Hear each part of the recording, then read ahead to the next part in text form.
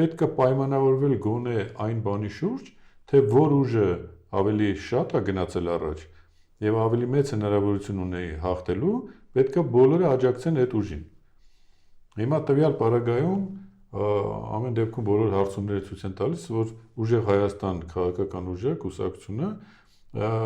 առաջինն է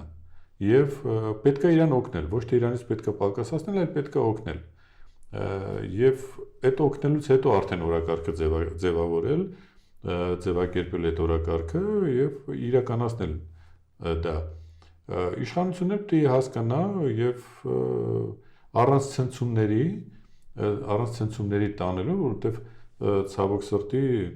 այդպիսի տրամադրություններ կան եւ ամբողջ նախընտրական էս պայքարը տեսեք վերածվել է անհատների իրար հայհոյելու ինչ-որ մի հատ գործընթաց, որ կոնկրետ խնդիրները թողած զբաղված են իրար հայհոյելով եւ ցավոք սրտի ամենամեծ դրդողը այդ գործողությունների հենց այսօրվա իշխանություններն են եւ գործող վարչապետը, որը այս իրավիճակը ավելի շատ տանում է պառակտման, ուզում է որ պառակտվեն եւ իր տրամաբանությամբ կամ իր քաղաքական